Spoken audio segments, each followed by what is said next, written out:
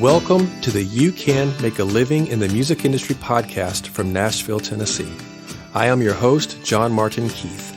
Celebrities, working class musicians, and people who work behind the scenes in all areas of the music industry will share their stories, encourage you, and give practical advice of ways you can make a living doing what you love in the music industry. This episode is brought to you by Edenbrook Productions. Edenbrook Productions is the company I founded to help musicians grow in their craft. Are you a songwriter, but maybe you've been told your songs aren't quite there yet? Or are your songs ready, but you don't feel stage ready? Or maybe music is your passion, but you feel imprisoned by your day job and you don't know what to do next to make your dream a reality. Well, Edenbrook Productions is here to help. We offer consulting services via phone call, Skype, and FaceTime. And for the You Can Make a Living in the Music Industry podcast listeners, we're offering an introductory 1-hour consultation special. Click on the link in the show notes to contact me, and let's get you making a living in the music industry. Hey everyone, welcome to the show today. This week I'm talking with Rebecca St. James at Lifest 2022. Rebecca is a Grammy-winning singer-songwriter, best-selling author, speaker, and among the most defining artists in Christian music history. She also comes from a family that is firmly rooted in the music business, with a father who is a successful manager and brothers who make up the duo for King and Country. We are discussing being part of a musical family that works together in the industry, the role of a producer and a label, and not letting yourself buy into what people say about you. I hope you enjoy our conversation today. Please get your pen and paper and get ready to take lots of notes. Hey everybody, it is good to see you. Welcome to Lifest. If you're just joining us for the first time hanging out, we're so grateful that you're here. My name is John Martin Keith, and I am an artist and worship pastor and producer and blah, blah, blah, and all kind of stuff in Nashville. I also, in addition to that, I host a music industry podcast called You Can Make a Living in the Music Industry. How many people here, anybody, we have any artists, any songwriters here, any producers, any wannabe of any of those things? There's a few back here. Okay, so this is great. So you guys get to be a part of a live interactive podcast. So you guys are going to be on my podcast, so I'm excited to have you guys be a part of it. Would you please welcome my very special guest, Rebecca St. James.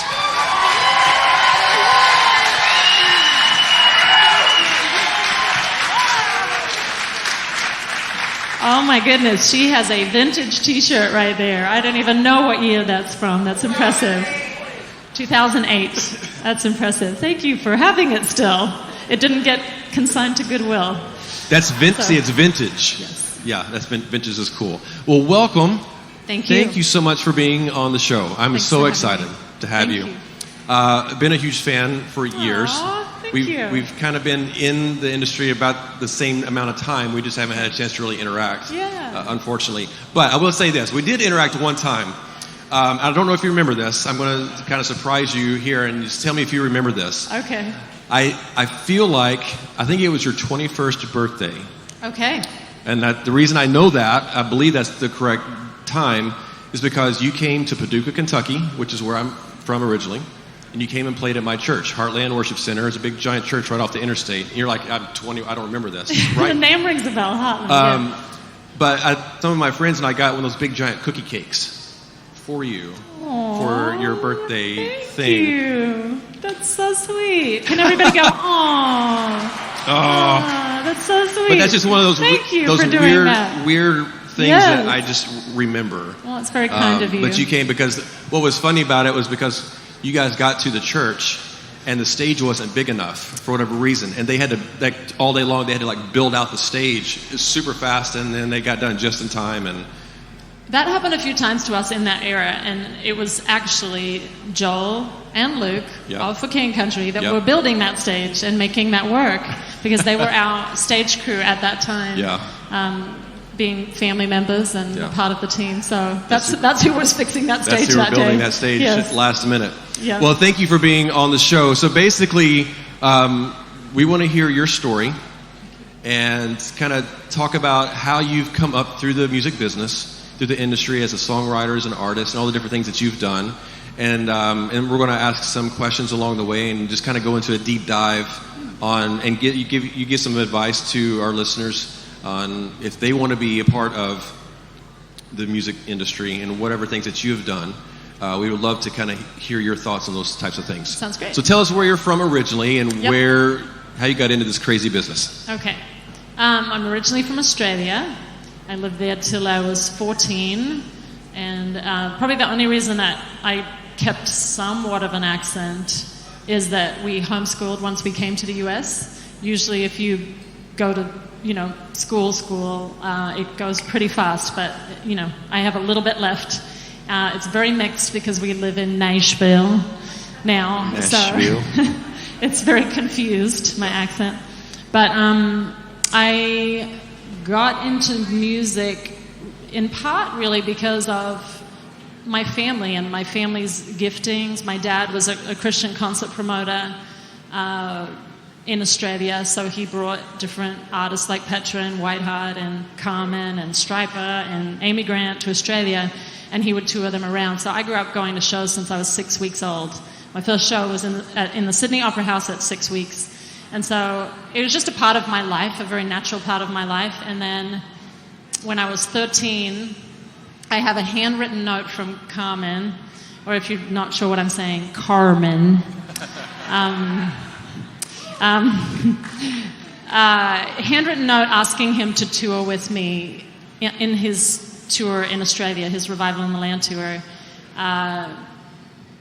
He had toured it before in the US with my dad and heard a demo tape that I'd recorded and asked me to open for him at 13. Okay. So we moved to the US. Soon after that, I'd recorded like a little praise and worship album, again on my dad's label. He had a record company in Australia. Moved to the US, and really some guys from a record company called Forefront Records, who ended up being responsible for DC Talk and Audio Adrenaline, and some wonderful, wonderful bands on their label. Forefront's great. He and Eddie DeGarmo ended up signing me to his record label at 15, to a development deal, and then I started full-time at 16. So it's a long time. So you kind of got into it a little different than what most artists are able to, because you kind of, I'll say, kind of born into it, into a musical family, musical business family, right? Yeah.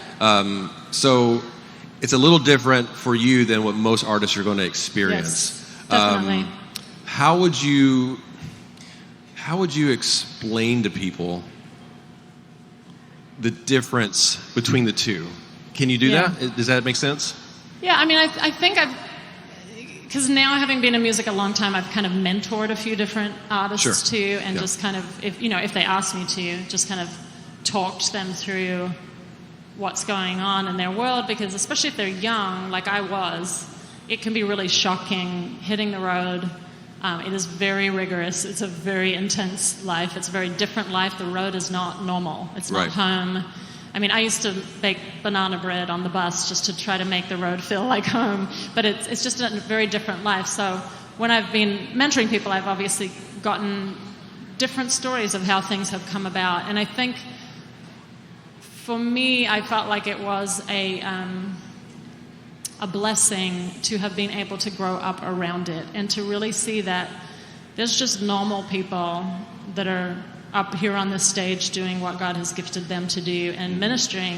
Because I think if you kind of go into it with these starry eyes of, oh, that looks just so ideal and it's going to be perfect once I've got this recording contract and it's just going to be a dream, I think you can kind of have those ideals stripped away really hard, like really quickly, and it can be really hard. I had one friend who was also young like me turn to me years later. Mind you, she had never really asked me too much, like, how is it really, when she was starting out, because she started just a little bit after me. And she turned to me at one point when we were hanging out.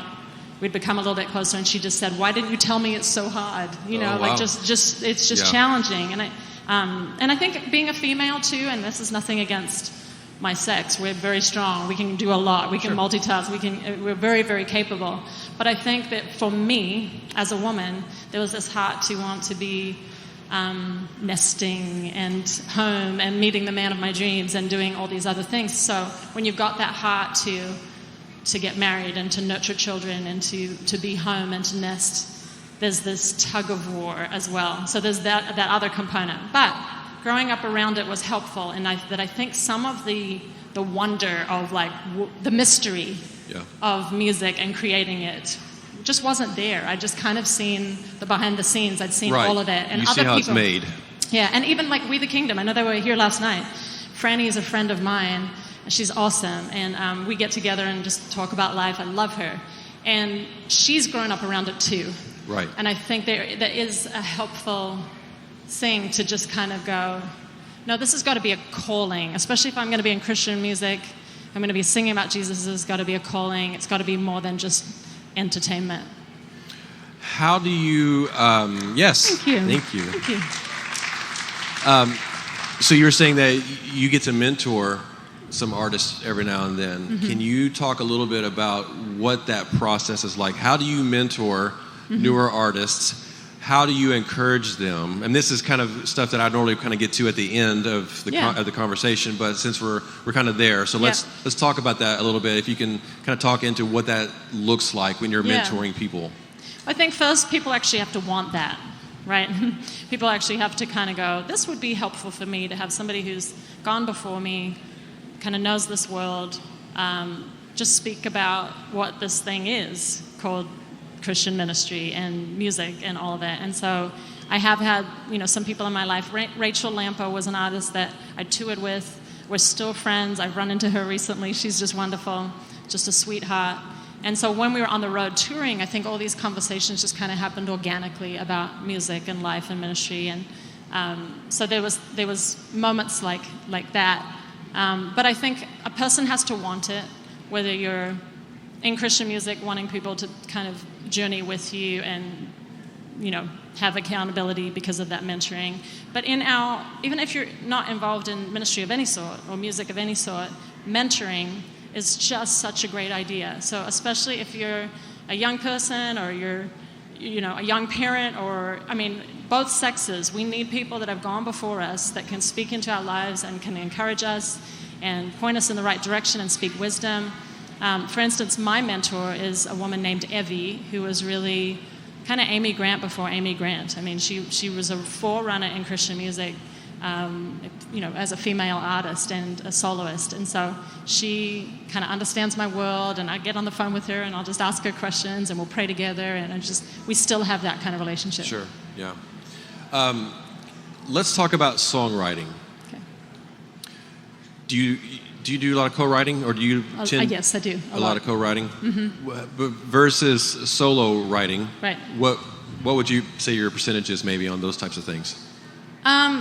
Almost always, like 99% Always co-writing? Co-writing. I mean, I have one song, I'll do it tonight, called Wait For Me, and I did write that, I believe, all by myself. As far as I recall. But it was one of those, thank you, you guys are so sweet. It was one of those songs that just kind of downloaded like in a half an hour. Like I was on the bus, I had a friend of mine that said, you speak about purity a lot and about relationships, you should have a song about it. You really should. And so I was like, well, if I did write a song about it, I'm in my bunk just kind of thinking about that. If I did write a song about it, what would it be? And I just kind of started humming a melody, and the song was written very fast. But very few songs, I think, for me, are like that. So when you're co-writing with other writers, what is that process like for you? Mm-hmm. Do you what's the most enjoyable part of writing with someone else? And like when you guys are writing, are you focusing more on the lyrics, or are you kind of putting the music all together at the same time? Like, does the other writer bringing those other ideas at the same time? Like, what is a typical process for writing a song for you with a writer? Mm-hmm. And what are the things that you guys typically are trying to write about? Does that make sense? Yeah, definitely. So worship is my roots. Like I kind of began singing in Australia when Hillsong was just starting to take off in Australia. So really the worship movement that we know now happened in Australia before it happened really in the US. Yeah. So I came to the US in the 90s having already seen what God was doing there in worship. So worship is kind of the foundation of what I do, and a lot of my songs are very vertical, very prayer-oriented. But a lot of my songs, too, are just literally what God is teaching me in my life at that time. Yeah. And so sometimes it's like straight up scripture. Sometimes it's, I'm just wrestling through trusting God. I have a song called I Can Trust You. It's just whatever I'm kind of working through in my life. So it's very vulnerable. I mean, there's songs from this most recent album that just came out a couple months ago that are just so vulnerable and real. I was finishing one of them, sitting in a room by myself, just crying as I'm writing lyrics, but they were flowing because it was just so vulnerable, so real. I'll do that song tonight. It's called Dawn. But you are really nice. You people are very kind. What a lovely crowd. You asked like what do I kind of rely on when it comes to other writers? What I most often rely on is for them to bring some kind of musical inspiration. If I'm writing with a producer, which I often do, I most often write with another producer. And I've written a lot lately and in the past with Ted T, who produces a lot of my brother's For King Country's music too. But he's a producer, but he's a writer as well. So oftentimes he'll just have a pad and he's just like kind of playing, this cool vibe, and it might have a loop that comes in, and I'm just kind of hearing a melody, and then sometimes something will be happening in my life that just feels big, and I'll just share that story, and like this just feels like God's just targeting this in my life. He's targeting fear, and I want to write a song about how to not live in fear, how to like really give it all to Him. It's so collaborative. I'm a very relational person. I'm an extrovert. I love people, and I love working in a team, and so I think that's why I write that way. I mean, some people are a bit more introverted. They're a bit more private, and they're like just want to kind of hole up in a room and do it themselves. I've known great writers that do it that way. Yeah. But for me, I'm empowered by the collaboration. Yeah, I agree. I'm the same way. I love co-writing with people. In Nashville, for you guys who don't know that, Nashville is a co-writing town. I mean, the majority of people, that writers, are probably co-writing in Nashville, because there's so much more that you can get when you're feeding off of each other. There's more of a story that you can tell sometimes than maybe as writing solo, which we've both done both, so I understand that. Can you talk about when you're recording an album, because different albums you do are sort of different genres to a certain extent. I remember your first album was very pop. Yeah. Your second album, God, was very rock, alt rock sort of a thing, right? Yes. And a Christmas album that was kind of somewhere in between, right? And then more worship type stuff. You're impressive. That is impressive. Like I'm blown away right now. I have a good memory. I've got all of my CCM CDs still.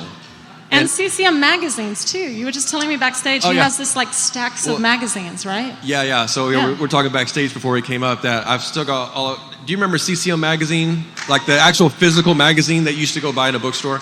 Not online. not the online version, but there are these things called magazines that are paper and ink. And you buy them? You buy them, you pay money for them, right? At a bookstore? Exactly. Christian bookstores, which don't exist anymore, unfortunately. But, so I still have, like, almost all of my CCM magazines from the 90s, so, awesome. All you guys are in it. And I was telling them that there was another magazine, I think it's a Focus Fun of Family magazine I found somewhere, but the cover was messed up.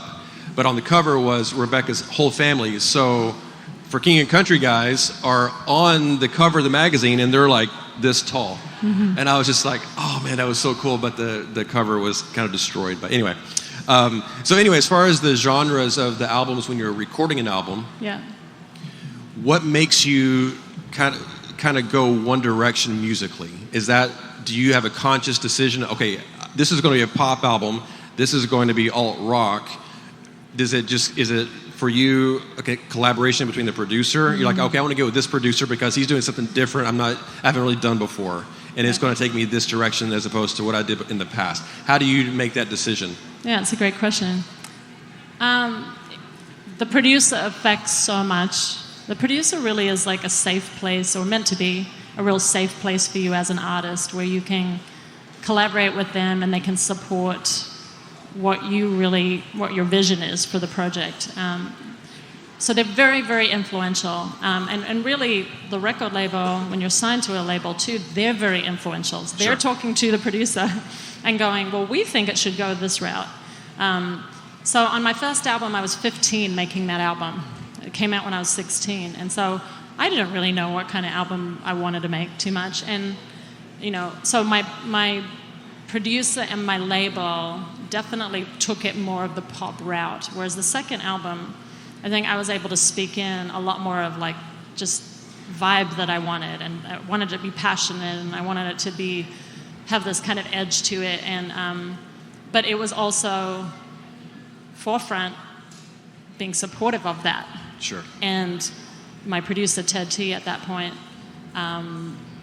totally going there with me. Like, we would like craft it from moment one of the song, like songwriting, the sound, programming. We'd have then band guys come in and add to it. I mean, it was just very, very crafted. It took 9 months, that album, of like mostly working on the God album. But that was very me. Like, I was just pouring myself in. The Christmas album, we were on the road recording that album. So I was in a motorhome doing vocals, and I mean, it was just and that was a trip.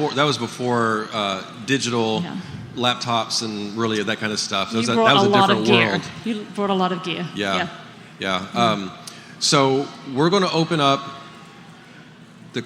some questions to the audience, if that's okay. Yes, She's been love kind that. enough to say that we can have the audience ask a couple of questions. So if any of you guys have any questions related to music, her ministry, just the business in general, we'd love for you to, I think there's a hand right over here. So would you stand up and tell us your name and your question? Thank you.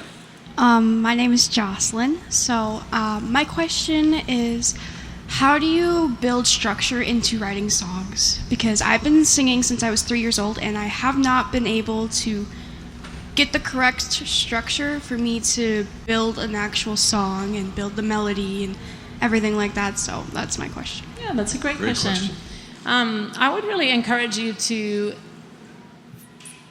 ask around in your community, at your church, just in where you live, for people that have written songs that you can kind of connect with, and just partner with them in that. I mean, because really that's how I learned. I started writing a little bit by myself, but really where I feel like my writing flourished was when it was with other people.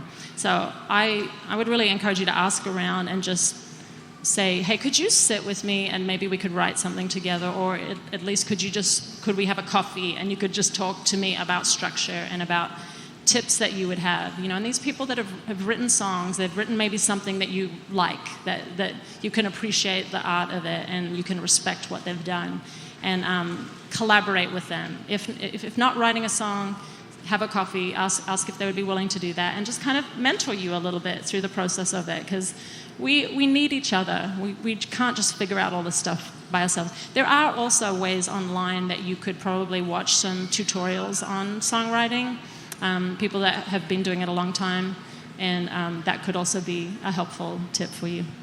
Yeah, that's great.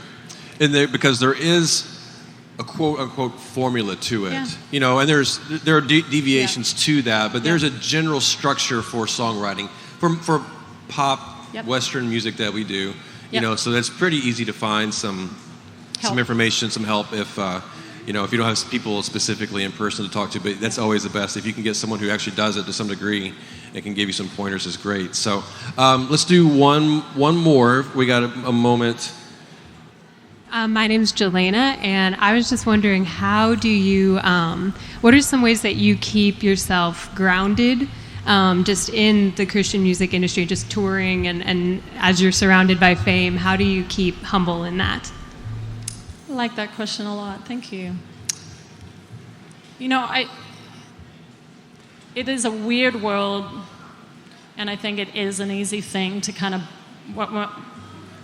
my dad used to say to me, don't buy into your publicity. Like, just don't believe what's being said about you, because it could really hurt you a lot. And I think that was really, really good advice. Because you can start thinking too highly of yourself and start thinking, well, I'm entitled to this and that, and it should be this way, and I'm disappointed that they treated me like this, and like I deserve more. And I think that's just an ugly thing in any of us, right? Entitlement is just not an attractive character trait, and it's not honoring to Jesus, that's for sure. So for me, I was very thankful to have my family with me through the whole journey, and now I have my little family with me. So my husband and our kids, as much as we can, we try to go on the road together. We couldn't make it work for the whole family to be here today, but my daughter is here. Our oldest is 8, and she's here. So we do it as a family, and I think there's something about the normalness, that's not a word, but normalcy of how family treats you that is so stabilizing. And for me, after my first tour at 13, all I wanted to do was come home and clean the house. I just wanted something normal. There was something in me that was just like, I just need that stabilizing, recentering, practical component. And so I think it's those, and Jesus, I think, when we're really seeking him, when we're really trying to honor him with our lives, which I've attempted to do, definitely imperfectly, but I'm attempting in my life to honor him at every step. Lord, what is your leading? How are you leading our little family at this point? It's just our constant prayer. And I think he reminds us, when we know how beautiful and glorious and good and powerful he is, it kind of makes us go, wow, Lord, the little part that I can contribute is little, but it's also valuable, and you see it, and it's beautiful. So I think that relationship with him also just brings that groundedness that I think you're asking about. Thank you. It's great. Thank you for the questions. It's fantastic. Thank you. Can you give some advice for people in the audience or for people listening on the podcast? People who are wanting to be an artist or a songwriter or a producer, out on the road touring, that either are wanting to do it, they're kind of in the beginning stages, or maybe for some of us that do it have been doing it for years, but you're further down the road in the career and you've had bigger platforms than a lot of artists are going to have. What's some advice that you would give to those people if that are wanting to do what you have done over your career? What are some do's, maybe some don'ts? Here's some things to avoid. These are the, you're not going to find this on a Google search, but this is what it really takes to be able to do this and be successful at it, to make a living. What's some advice that you would share? Yeah. I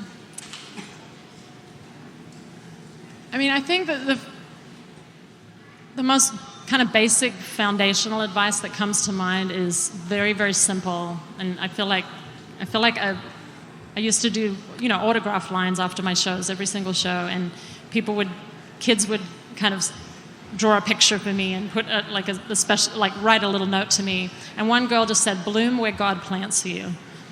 And that always stood out to me, that's such a good reminder for every single one of us, no matter what our calling is in life, no matter what our career path is. Bloom where he's planted you. Be faithful to the opportunities that he's given you right where you are right now. Be faithful. And I think sometimes we might think, well, leading worship at the youth group is kind of beneath me because I'm wanting to do this. Sure. Or doing this other little show at a coffee shop is kind of beneath me because I want to do this. But no, you actually need all those things. If God is really calling you to doing this full time, you need all those things where you've been faithful with a little to move you towards these other things. Because what you don't want is to be thrust out on the stage in front of tens of thousands of people and you're freaking out and you kind of shut down internally and you can't do it because there's so much fear because you haven't done the little things and slowly built up. Sure. And even with my brothers, I kind of saw, Joel was singing background vocals with me at 12. Luke was running our light show for a long time and then singing background vocals. So they, since they were really young, were kind of around this whole thing called music and knew the ropes and had been in front of bigger crowds. And so they had the confidence when they were out there, headlining these massive shows and being on TV and all these kind of mainstream, shows, to nail it and to do really, really well because they'd been faithful with the little. So that would be probably my biggest word of encouragement. But there's so many online resources right now. A friend of mine who I worked with on this last album, Seth Mosley, has a really wonderful music school that you can kind of do online, and you can learn all these tips and all these breakout groups and all these different streams and podcasts. So there's so much that you can access right now that when I was starting out, there just wasn't that. Oh yeah, we didn't have any of that kind of stuff back in the day, like you have nowadays. So dive in on those resources too. Like just really kind of study and learn and open up your mind to the possibilities, but practice your art. Go all in on it and be faithful with the little and see what God does with it. That's awesome. Thank you so much. I want to talk about, Thank you.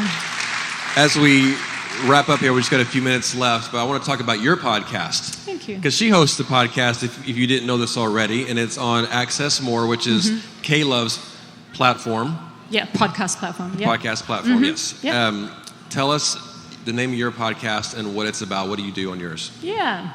So it's called Rebecca St. James, Friends and Family, and we just finished our 3rd season just recently. And really, I'm interviewing people, some people that you would know, like we had Michael W. Smith on, and Sadie Robertson on this last season. I mean, Casting Crowns, kind of you name it. Like we've had a lot of different friends who are actual friends of mine that I've known or journeyed with or toured with on the show. And then some that are kind of a little bit newer to me, some speakers, some leaders at Focus on the Family have come and talked about parenting. But it's really diving deep on the things of God, faith, family, marriage, parenting, very, very practical. I'm a very curious person. I love to I love to learn. I love to get to the heart of people's story. What is it that God has done in your life that has been just transformative? That's your kind of miracle God story. And so that's what we talk about on the show. And I feel like I'm encouraged. I'm built up in my marriage, in my family life, in my faith, in my parenting because of hearing these testimonies from people. It's been sweet. That's awesome. Well, be sure, guys, if you haven't listened or watched, because you can watch it you too. Can watch There's a video second version. And third season, yeah. Yeah. So go check out Rebecca's podcast. And I want to thank you so much for being a guest on mine today. Me. This has been awesome. Thank you. So thank excited. you for your great questions. Yeah. You did a great job. Thank you. Aw, you guys are Y'all precious. say thank you to Rebecca St. James. She's going to be performing on the main stage at 5:30 today. So be sure to go check her out over there, and thank you again for being on the show. All right, y'all have a great day. Thank you, guys. God bless you. Thank you. All right, guys, there you have it. I hope you had a great time listening to our conversation today. I hope you take what we've talked about today and find ways to apply it to your career as well. Please be sure to like and subscribe to the podcast on whatever platform you listen to it on. And please share it with all of your friends so that we can continue to get this message out to everyone around the world. Remember, Edenbrook Productions is here to help if you need consulting services via phone, Skype, Zoom, or FaceTime. Let us know how we can help you begin to make a living in the music industry.